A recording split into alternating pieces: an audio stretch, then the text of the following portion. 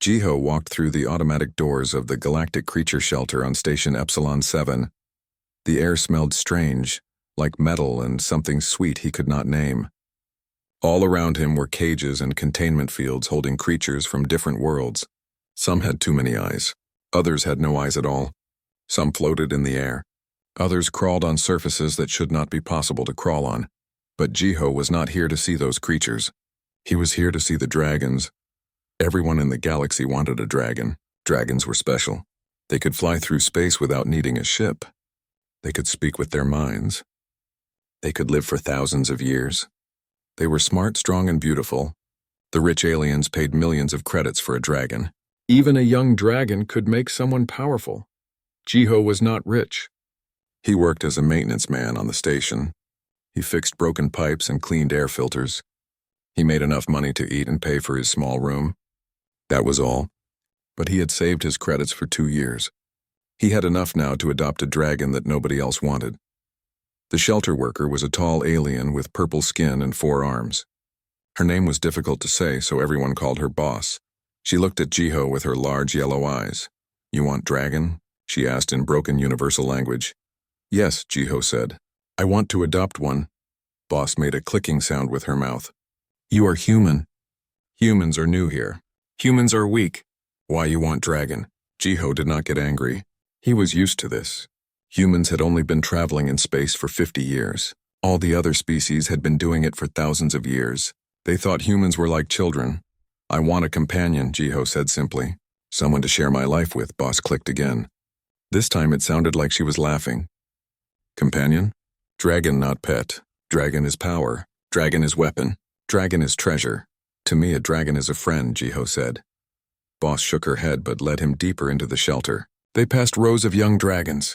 These dragons were beautiful. Their scales shined like jewels. Red ones, green ones, gold ones that sparkled in the light. Each one was in a clean cage with soft bedding. Other aliens stood in front of these cages talking about prices and contracts. A group of Drex merchants argued over a silver dragon. The Drex looked like tall lizards that walked on 2 legs.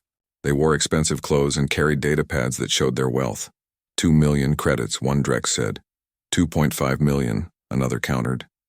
Near them, beings made of crystal hummed to each other as they examined a blue dragon. Their bodies caught the light and threw rainbows across the walls. Jiho kept walking. These dragons would cost more money than he would make in his whole life. Boss took him to the back of the shelter. Here the lights were dimmer. The cages were older.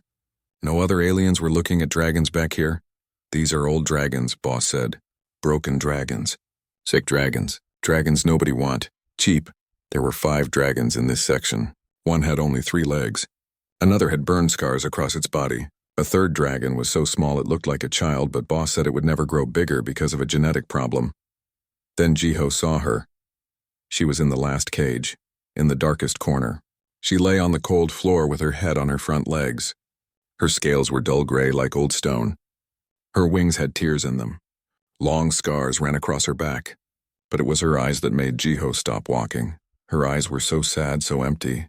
They looked like the eyes of someone who had given up on everything. "That one is Hanul," Boss said. "Very old, maybe 300 years. She was war dragon for Theros Empire. Got hurt in battle. They threw her away. She been here 2 years. Nobody want her. She too sad. She not talk. She not eat much. She just wait to die." Jiho felt something break inside his chest. He knew that look in Hanul's eyes. He had seen it in the mirror after his family died in the transport accident. He had felt that emptiness, that sense that nothing mattered anymore.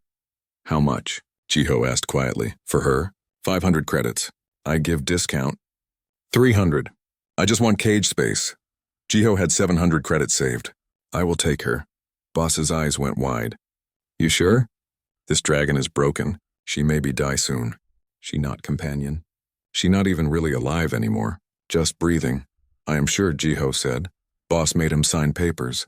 Lots of papers. Papers that said the shelter was not responsible if the dragon died. Papers that said the dragon was sold as is with no promises. Papers that said Jiho understood he was buying a dragon that might never be healthy. Jiho signed everything. When Boss opened the cage, Hanul did not move. Jiho walked in slowly. He knelt down beside the dragon. She was huge, even lying down. Her head was as big as his whole body. One claw was longer than his hand. "Hello, Hanul," Jiho said softly. "My name is Jiho. I am going to take you home. Would that be okay?" The dragon's eyes moved slightly to look at him. For just a moment, something flickered there. Surprise, maybe, or confusion. Then the emptiness came back, but she did not pull away when Jiho gently touched her neck. "I know you are tired," Jiho said. "I know you hurt. I know you think nobody cares. But I care. I see you, and I promise I will take care of you." Hanul made no sound, but she slowly, very slowly, stood up. Her legs shook. She was weak from lying down for so long. Boss attached a lead to a collar around Hanul's neck. She handed the lead to Jiho. "Good luck, human. You will need it." As Jiho led Hanul out of the shelter, they walked past the Drex merchants again. One of them saw Hanul and laughed. "Look at the human with the dead dragon," he said in the Drex language. But Jiho understood it. He had learned many languages working on the station. The other Drex joined in the laughter. "Stupid human. That dragon is worthless. It will die in a week." The crystal beings hummed something that sounded like agreement. Even other humans on the station stopped to stare as Jiho walked by with the sad, broken dragon following slowly behind him. Jiho held his head up. He did not care what they thought. He looked back at Hanul. She was watching him with those empty eyes. "It is okay," Jiho said gently. "They do not understand. But they will. You will see. Everything is going to be different now." Hanul said nothing, but she kept walking beside him, step by slow step, into her new life. Jiho's home was small. He lived in worker housing on level 47 of the station. The whole apartment was just 2 rooms. A main room with a kitchen area, a small table and an old couch, and a bedroom barely big enough for a bed. When they arrived, Hanul stood in the doorway. She was too big to fit easily through it. She had to lower her head and fold her wings tight against her body. Once inside, she looked around at the tiny space.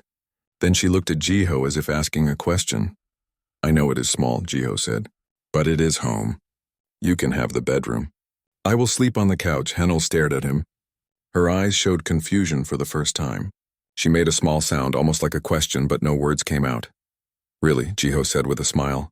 "You need a soft place to rest. That floor in the shelter was too cold and hard. The bed is not much, but it is better." He led her to the bedroom and pulled back the blanket. The bed was old but clean. Hanul looked at it for a long moment. Then, moving very carefully, she climbed onto it. The bed frame groaned under her weight but held. She curled up slowly, laying her head on the pillow. Her eyes closed, and for the first time in who knows how long, Hanul fell into a real sleep. Jiho watched her for a few minutes. He felt his heart ache. How long had it been since she slept somewhere safe? How long since someone cared about her comfort? He closed the door quietly and went to research dragon nutrition on his old datapad. The next morning, Jiho woke up early. He had to work at 6 in the morning. But first he wanted to make breakfast for Hanul. According to his research, dragons needed meat.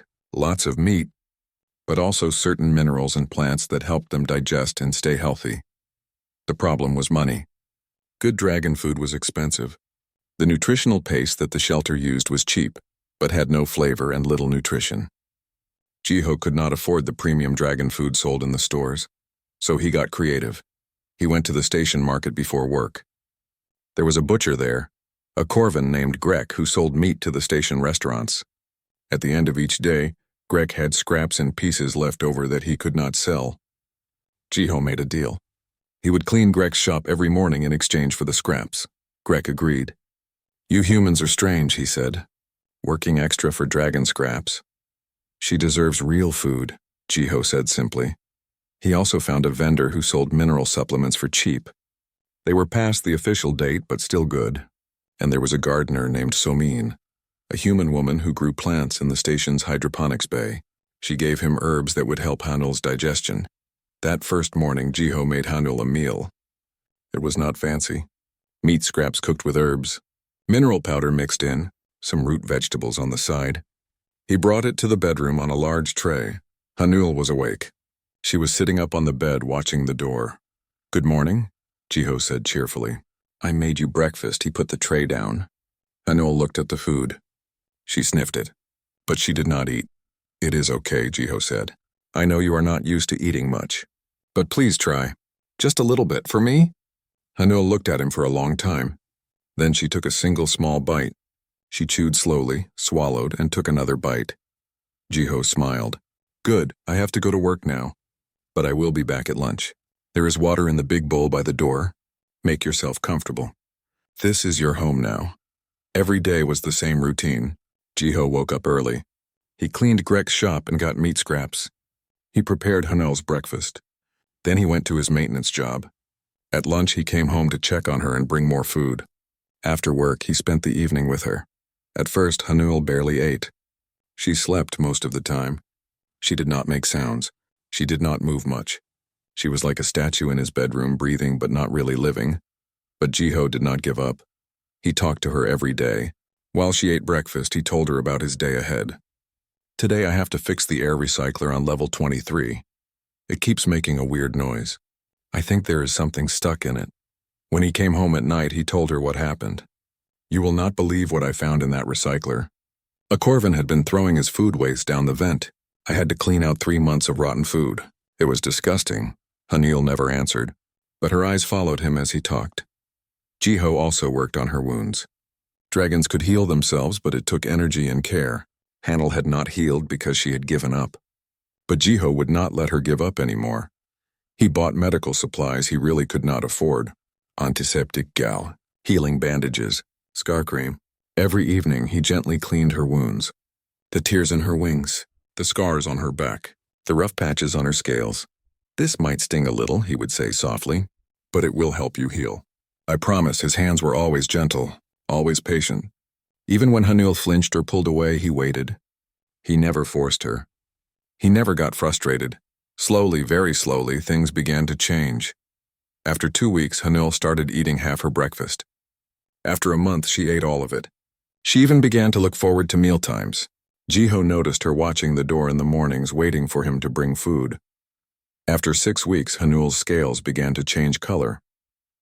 The dull gray started to fade. Hints of blue appeared like the sky before sunrise. The blue grew stronger each day and silver patterns emerged like stars against the night. Her wounds were healing. The tears in her wings were closing. The scars were fading. She started to move around the apartment more.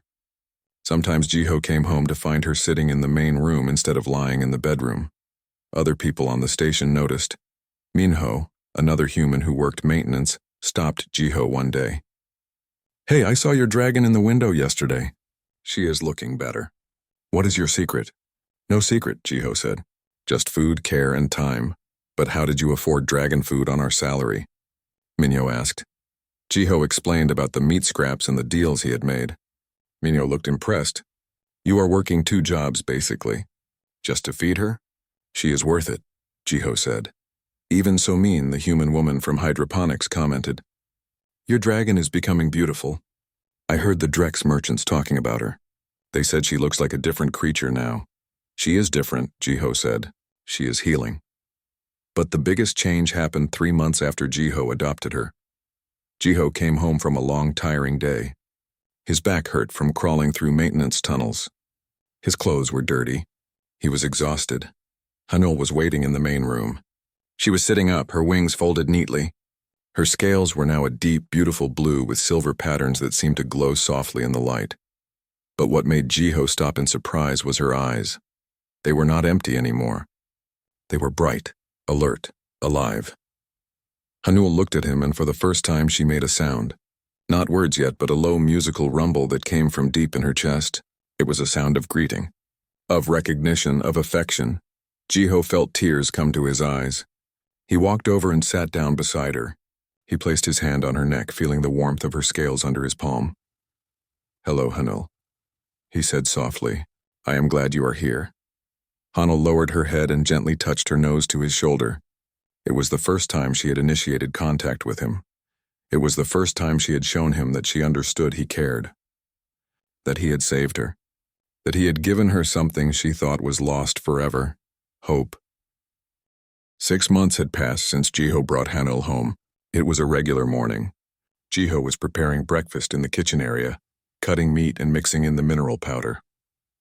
The sunlights of the station were just coming on, creating artificial dawn through the window. Hanul was lying on the couch. She had claimed it as her favorite spot 2 months ago. She liked to watch Jiho cook. Her blue scales caught the light and made the whole room seem to glow softly. Jiho was humming a song his grandmother used to sing. He was thinking about his work schedule for the day. Then suddenly he heard something in his mind. "Thank you, small one." Jiho dropped the knife. It clattered on the counter. He spun around to look at Hanul. The dragon was watching him. Her eyes were bright and clear, and in his mind he felt her presence. Warm, gentle, like sunlight. Did you just speak?" Jiho asked, his voice shaking. "Yes." Hanul's voice came in his mind again. It was beautiful, like music and wind and something ancient all mixed together. "I apologize for startling you. I have been waiting for the right moment." Jiho felt tears running down his face. He could not stop them. He walked over to Hanul and knelt beside the couch. "You can talk. All this time you could talk." "All this time I had nothing to say," Hanul said gently. "The words died in me long ago in that cold place where they kept me. Where everyone looked at me and saw only waste, only failure, only something to be discarded." Her mental voice carried emotions with the words. Jiho could feel the pain she had experienced, the loneliness, the abandonment. "But you," Hanul continued, "you looked at me and saw someone worth saving. You gave me your food, your money, your time, your home. You asked for nothing in return.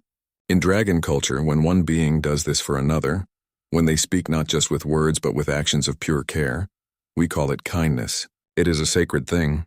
"You do not have to thank me," Jiho said, wiping his eyes. "I wanted to help you. You deserved better than what you had." "That is why I thank you," Hanul said, "because you wanted nothing from me.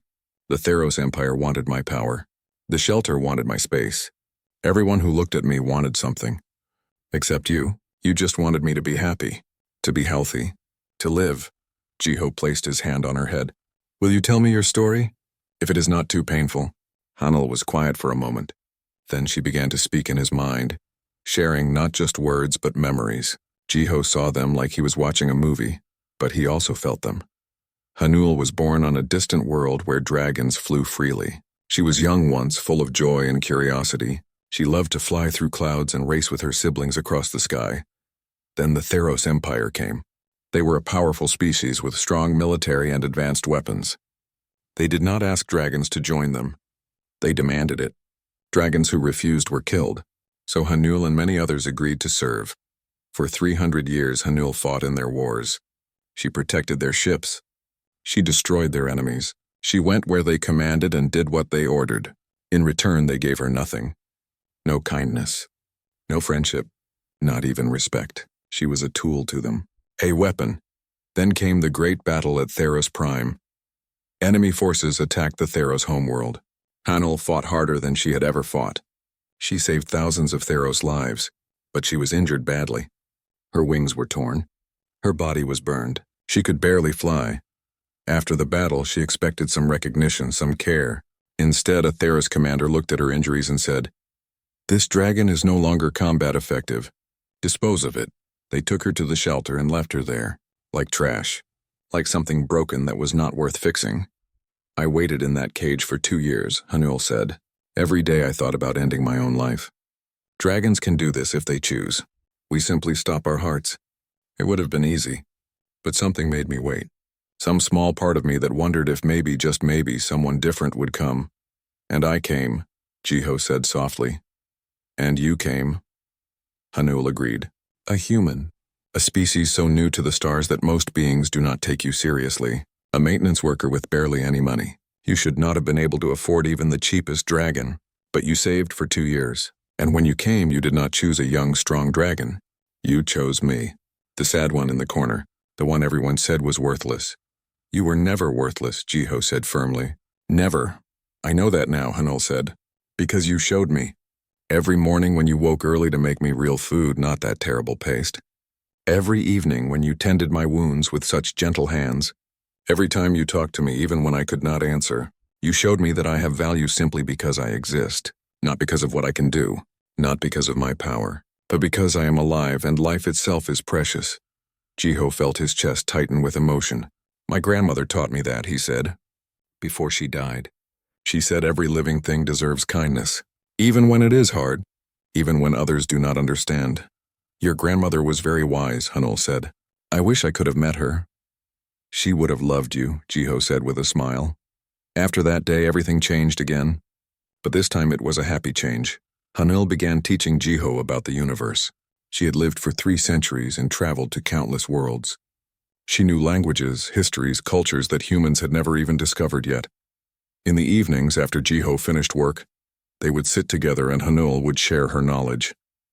She taught him meditation techniques that dragons use to calm their minds.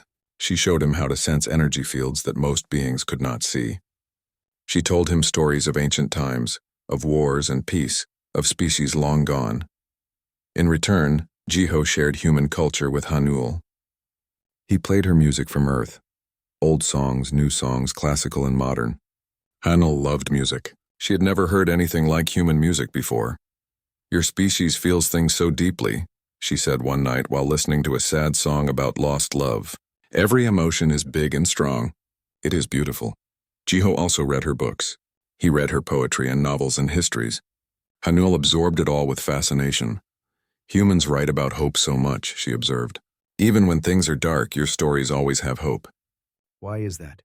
Because hope is what makes us human, Jiho said. Without hope, we are just waiting to die. But with hope, we can survive anything. Like I survived, Hanul said quietly. Because of your hope. You had hope for me when I had none for myself. They also started going out together, at first just around the station. Jiho would take Hanul to the observation decks where they could look out at the stars. Other beings would stare at them, but Jiho did not care anymore. Minho often joined them. He had become friends with Jiho over the past months. Sometimes Soman came too, bringing fresh vegetables from her garden for them to try. You two are becoming famous, Soman said one day as they walked through the market. People talk about the human and his dragon. They say you have done something impossible. What is impossible about kindness? Jiho asked. Nothing, Somin said with a smile. That is exactly the point. The other dragons in the shelter heard about Hanul. Some of their new owners came to see her. They were shocked at the transformation. The dragon that had been dying was now vibrant and healthy and happy. Some owners started treating their dragons better after seeing Hanul. They realized that dragons needed more than just food and shelter. They needed care. They needed kindness. But not everyone was happy about Hanul's recovery. The Drex merchants who had laughed at Jiho that first day saw Hanul flying near the station one afternoon. Her wings were fully healed now. Her scales shined like jewels. She was magnificent. They were angry. A dragon like that was worth millions, and a human had bought her for almost nothing. It is not fair, one Drex merchant complained to his companions. That dragon should belong to someone important, someone powerful, not a maintenance worker. The other Drex agreed, and they began to make plans. But Jiho and Hanul did not know about these plans yet. They were too busy being happy, too busy enjoying their bond. One night, Hanul said something that made Jiho understand just how deep their connection had become. In dragon culture, we have different types of bonds. There are family bonds, friend bonds, duty bonds, but there is one bond that is rarest and most sacred. We call it the heart bond. It happens when two beings connect so deeply that they become part of each other's soul. I thought I would never have a heart bond. But Jiho, I have it with you. Jiho felt tears in his eyes again. I have it with you too, Hanul. You are not just my dragon. You are my family, my best friend, my heart, and you are mine, small one, Hanul said gently. Forever. The Drex Consortium arrived at Station Epsilon 7 on a cold morning. Their ship was massive and black, with weapons visible on every surface. It docked at the main port, and 30 Drex soldiers marched out in perfect formation. Everyone on the station knew what this meant. The consortium came only for one reason. They were here to collect dragons. Jiho was at work when he heard the news. He was fixing a broken water pipe on level 33 when Minho came running up to him. Jiho, the consortium is here. They are taking dragons. Jiho felt his blood turn cold. What? They cannot do that. Those dragons have owners now. There is some old galactic law, Minho said, breathing hard from running. It says the consortium can conscript dragons for dangerous work, mining and radioactive nebulae, exploring hazardous sectors. The law is thousands of years old, but it is still valid. That is slavery, Jiho said angrily.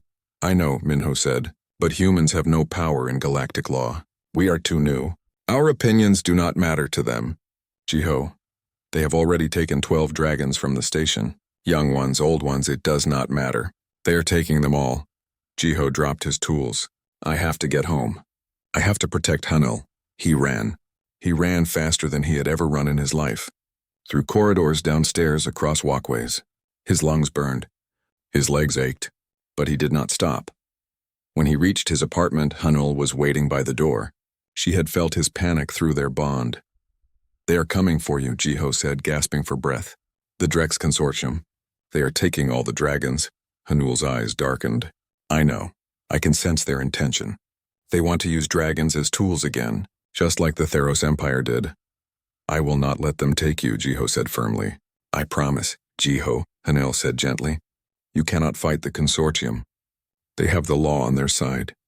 And they have weapons. You will be hurt. I do not care, Jiho said. You are my family. I will protect you. Before Hanul could respond, there was a loud knock on the door. Not a polite knock. A demanding one. Jiho opened the door. Outside stood 5 Drex soldiers and their commander. The commander was tall, even for a Drex, with dark green scales and cold yellow eyes. His name tag said Velcros. You are Jiho the human? Velcros asked in universal language. Yes, Jiho said, standing in the doorway. What do you want? You have a dragon registered to this address. We are here to collect it. Her name is Hanul, Jiho said. And she is not an it. She is a person. Velcros made a hissing sound that might have been laughter. Dragons are property under consortium law. Your attachment to it is irrelevant. Step aside. No, Jiho said simply. The soldiers behind Velcros raised their weapons, energy rifles that could kill a human in one shot. You are refusing a legal order? Velcros asked. That is a crime. You will be arrested. Then arrest me, Jiho said. But you are not taking Hanul. More people were gathering in the hallway now. Other residents of the building. Minho was there. Soman had come too, along with a dozen other humans who worked on the station. You cannot do this, Soman said to Velcros. That dragon is bonded to Jiho. Taking her would be cruel. Cruelty is not illegal, Velcros said coldly. Refusing consortium orders is. All of you disperse, or you will all be arrested. The humans did not move. They stood together, forming a line in front of Jiho's door. They had no weapons. They had no power. But they stood anyway. Foolish humans, Velcros said. He gestured to his soldiers. Move them. The soldiers started forward. But before they could reach the humans, Hanul stepped through the doorway. She had to fold her wings tight to fit through, but once in the hallway, she spread them wide. They filled the corridor from wall to wall. Her scales glowed with inner light. Her eyes burned with power. And when she spoke, her voice filled not just the hallway but the minds of every being within 100 meters. Stop. It was not a request. It was a command. The kind of command that beings obeyed instinctively because it came from something ancient and powerful. The Drex soldiers froze in place. Even Velcros took a step back. Hanul looked at each of them in turn. When she spoke again, everyone heard her words in their minds. I am Hanul of the Star Winds. I am an elder guardian of the 7 nebulae. I have lived for 317 years. I have fought in wars before your consortium even existed. I am not property. I am not a tool. I am not a thing to be collected. Dragon, Velcro said, trying to sound authoritative but failing. You are subject to consortium law. All dragons are. No, Hanul said. Her voice was firm but calm. I am subject to dragon law.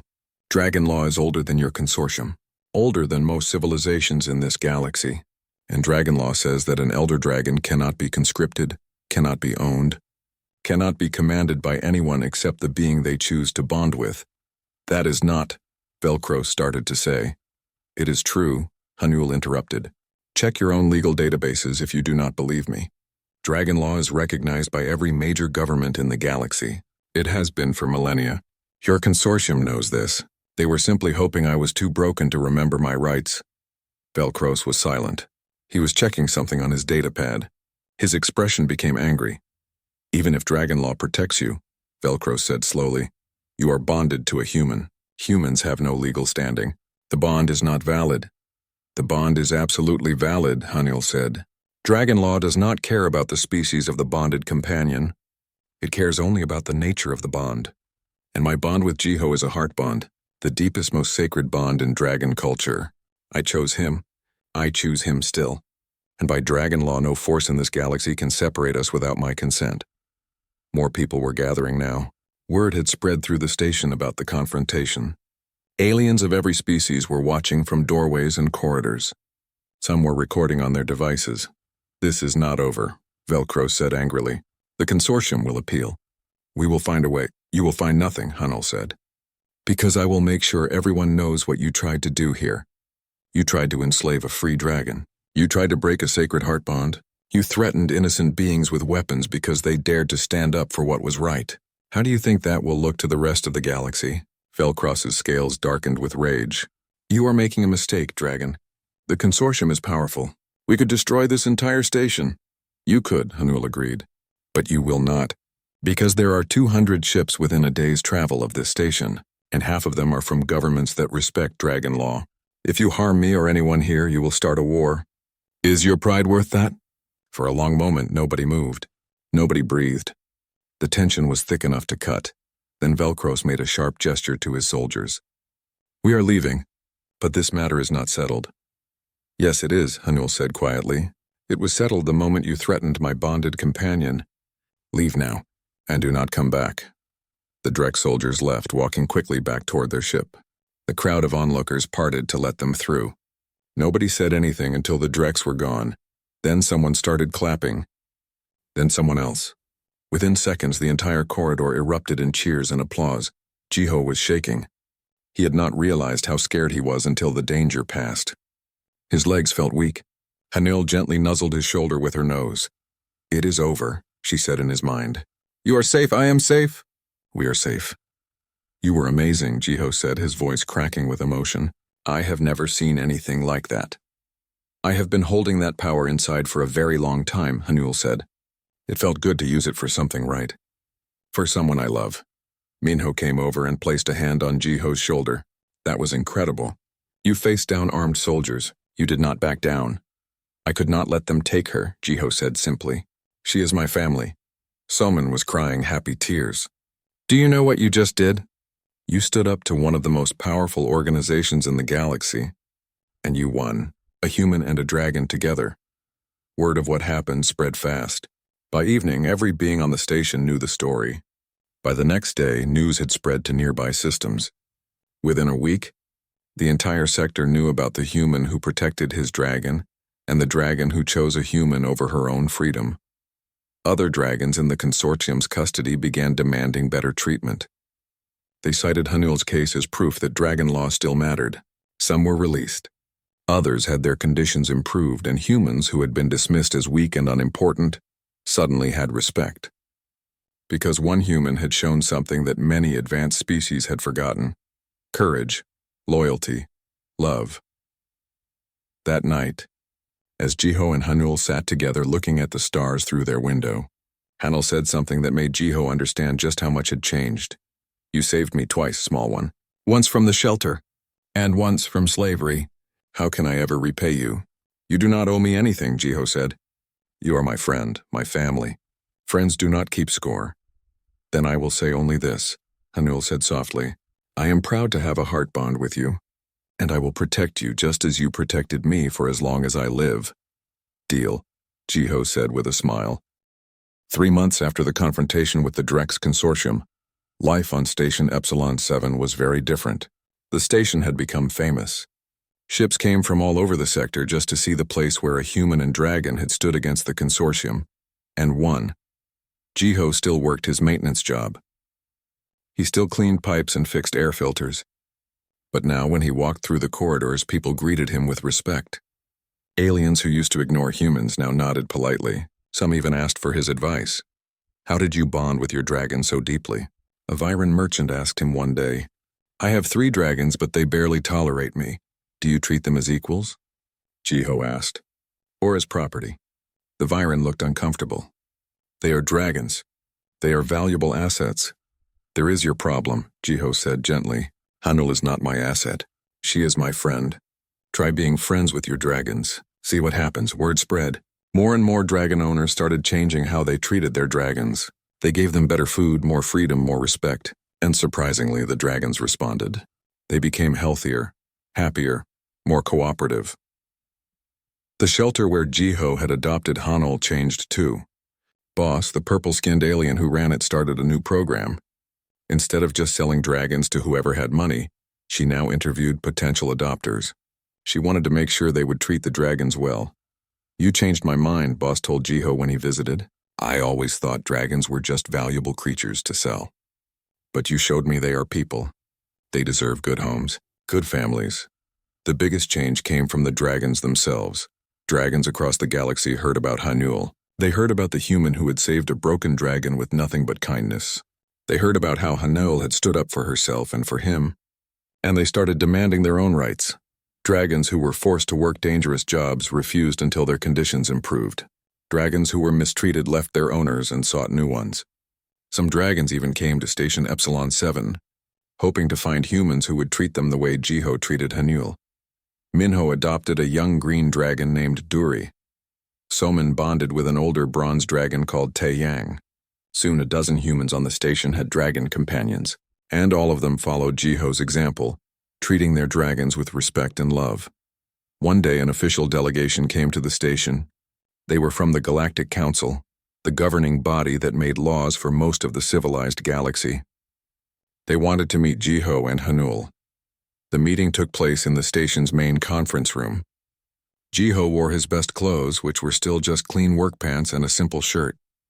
Hanul stood beside him, her scales gleaming blue and silver in the lights. Across the table sat 5 council members, a Theros general with gray skin and sharp features, a Drex ambassador with golden scales, a Viren representative that looked like living crystal, a Corvan diplomat with 4 arms, and a human, Ambassador Kyungsu, who represented Earth in the council. Ambassador Kyungsu spoke first. Jiho, Hanul, thank you for meeting with us. Your story has caused quite a stir in galactic politics.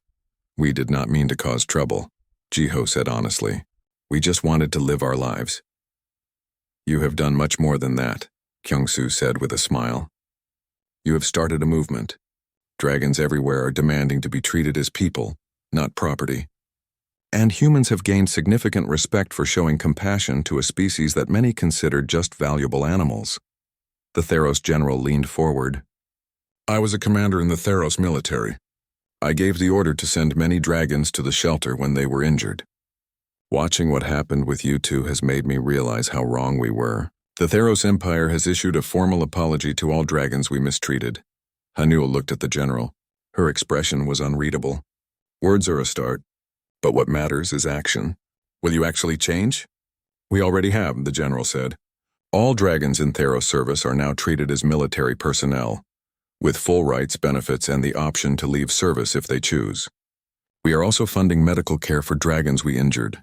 Hanul was silent for a moment. Then she said, That is good. Thank you. The Drex ambassador spoke next. He looked uncomfortable. The consortium has also made changes. The conscription law has been suspended. We are reviewing all dragon labor contracts to ensure fair treatment, and we are offering compensation to dragons who were forced to work in dangerous conditions. Why the changes? Jiho asked. Just because of what happened with us? Partially, the ambassador admitted. But also because we realize something. Dragons who are treated well work better. They are more loyal, more effective, happier. Our productivity actually increased when we improved conditions. It turns out kindness is not just moral, it is practical. The Viren representative spoke in a voice like chimes. The Traders Guild has also created new standards. Dragons cannot be sold like objects anymore. Adoption must be approved, and dragons have the right to refuse any bond they do not want. The Corvan diplomat added. And dragon law has been officially recognized by the council. Elder dragons like Hanul have full legal protection. Ambassador Kyungsu smiled at Jiho. As for humans, our status in the galaxy has changed dramatically. We are no longer seen as inexperienced newcomers. We are seen as a species with something valuable to offer. Compassion, empathy, the ability to see value in beings that others overlook. That is not just humans, Jiho said. That is just basic decency. Any species can do it if they try. Perhaps, Kyungsu said, but you reminded everyone of its importance. You showed that power and technology are not the only things that matter. Sometimes kindness is the greatest strength. The council members stood. The meeting was over. But before they left, the Theros general approached Hanul. "I do not expect forgiveness," he said quietly, "but I want you to know that I am sorry. For what we did to you, for how we treated you." Hanul looked at him for a long moment. Then she said, "I cannot forgive yet. The wounds are still too fresh. But I appreciate your apology, and I hope your empire truly has changed." The general nodded and left. After the delegation departed, Jiho and Hanul walked to their favorite place on the station, the observation deck on level 60. It had a huge window that showed the stars and the ships coming and going. They sat together in comfortable silence for a while. Then Hanul spoke. "Did you ever imagine this would happen? That adopting one sad dragon would change the galaxy?" Jiho laughed. "No, I just wanted to help you. Everything else was just... What happened after? You know what the other dragons are calling you?" Hanul asked. "Dragon friend. It is a title of great honor in our culture. It means you are recognized as a true friend to all dragons, not just one." "I do not need a title," Jiho said. "I just need you." "You have me," Hanul said warmly. "Forever." More humans started coming to the station. Earth sent teachers, doctors, diplomats. They wanted to learn from what Jiho had done. They wanted to understand how one maintenance worker had changed galactic politics with nothing but compassion. Jiho started giving talks sometimes when people asked. He always said the same thing. "I did not do anything special. I just treated Hanul the way everyone deserves to be treated. With respect, with care, with love. That is not a human thing. That is not a dragon thing. That is just the right thing." Young dragons who were abused or neglected started being sent to Station Epsilon 7. They were matched with humans who had been trained in proper dragon care. The station became known as the best place in the galaxy to adopt a dragon. Boss hired more staff to handle all the requests. She made Jiho a consultant. He did not get paid much, but he helped interview potential adopters. He made sure they understood that dragons were not pets or tools. They were intelligent beings who deserved to be treated as equals. 1 year after Jiho adopted Hanul, the station held a celebration. They called it Unity Day. Dragons and their human companions from all over the sector came to celebrate the bond between species. There was music and food and dancing. Dragons flew in aerial displays while humans cheered. Children played with young dragons in safe areas. Old dragons shared stories with human elders. Jiho stood on a balcony overlooking the celebration. Hanul sat beside him. Minho and Duri were there too. Soman and Taiyang. Dozens of other human-dragon pairs. "Look at what you started," Minho said to Jiho. "All this happened because you refused to give up on one dragon." "All this happened because Hanul refused to give up on herself," Jiho corrected. "I just gave her a reason to try again." "You gave us all a reason to try," said a voice behind them. They turned to see a young dragon with red scales. Her name was Bora. She had been at the shelter when Jiho adopted Hanul. She had been sick and scared, but a human named Dongwu had adopted her. Now she was healthy and happy. "When you took Hanul," Bora said, "I saw something I had never seen before. Hope. I thought, if that broken dragon can heal, maybe I can too. And I did, because Dongwu loved me the way you loved Hanul." More dragons came forward. Each one had a story. Each one had been saved by a human who learned from Jiho's example. Jiho felt overwhelmed. He had not realized how many lives had changed because of what he did. Hanul nuzzled his shoulder gently. "Do you understand now?" she asked in his mind. "You did not just save me. You saved all of us. You reminded the galaxy what it means to care."